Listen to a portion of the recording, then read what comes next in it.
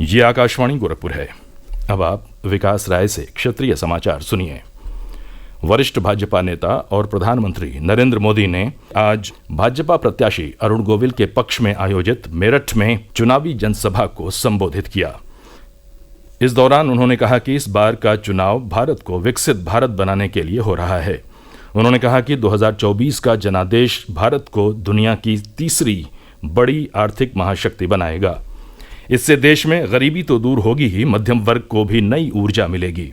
अपने संबोधन में उन्होंने ये भी कहा कि मेरठ की धरती क्रांति और क्रांतिवीरों की धरती है। इस धरती ने हमें चौधरी चरण सिंह जैसा महान सपूत दिया है। सरकार का सौभाग्य है कि उसे चौधरी साहब को भारत रत्न देने का सौभाग्य मिला। समाजवादी पार्टी और कांग्रेस के वरिष्ठ नेताओं ने भी आज अलग अलग स्थानों पर अपने प्रत्याशियों के पक्ष में सभाएं की। प्रदेश में लोकसभा चुनाव के पहले चरण की नामांकन प्रक्रिया पूरी हो गई है। पहले चरण के लिए पिछली 27 मार्च तक नामांकन दाखिल किए गए।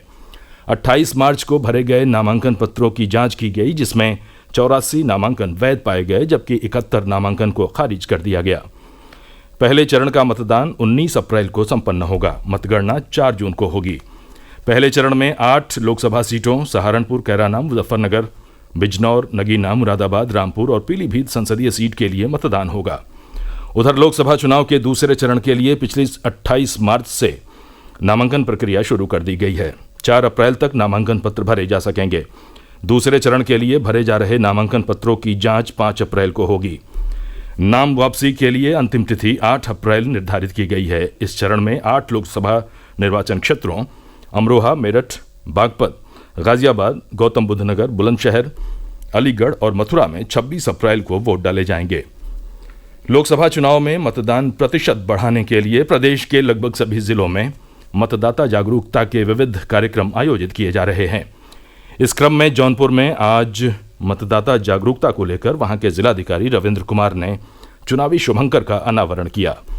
इस अवसर पर उन्होंने कहा कि शुभंकर का उद्देश्य लोकसभा चुनाव में मतदाताओं की भागीदारी बढ़ाना है और उन्हें 100% मतदान के लिए प्रेरित करना है।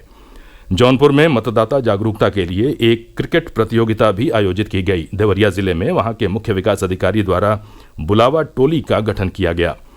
इस टोली में आंगनबाड़ी कार्यकर्ता, आशा कार्यकर्ता, पंचायत सहायक, रोजगार सेवक, शिक्षा मित्र, सफाई कर्मचारी और सहायक अध्यापक को शामिल किया गया है। ये टोली 1 अप्रैल से 1 जून तक मताधिकार के प्रयोग के लिए लोगों के बीच जाकर रैली, नुक्कड़ नाटक जैसे कार्यक्रम आयोजित करेगी। प्रदेश के मुख्य निर्वाचन अधिकारी नवदीप रेणवा ने बताया कि निर्वाचन से संबंधित अनिवार्य सेवाओं में मीडिया प्रतिनिधियों को भी शामिल किया गया है।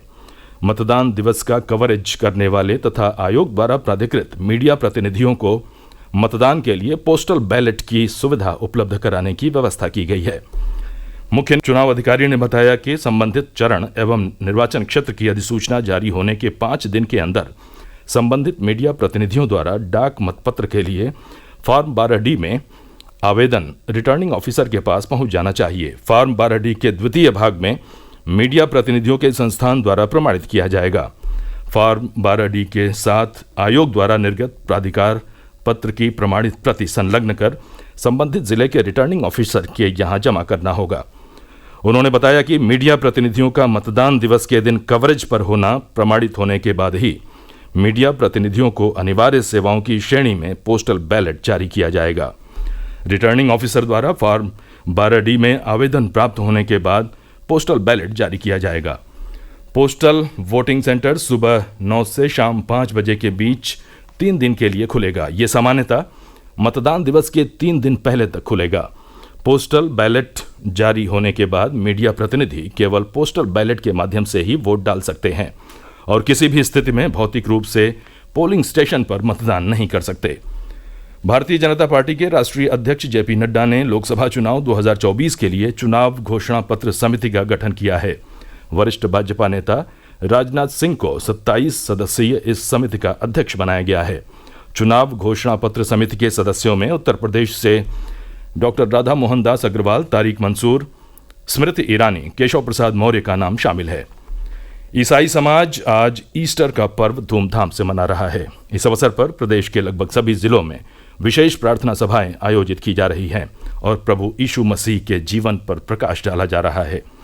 अमरोहा में ईसाई समुदाय के लोग चर्चों में इकट्ठा होकर प्रभु यीशु का स्मरण कर रहे हैं। गोरखपुर में लगभग सभी चर्चों में आज सुबह विशेष प्रार्थना हुई। कई चर्च में प्रभु भोज का आयोजन भी किया गया। समाचार समाप्त हुए। नमस्कार।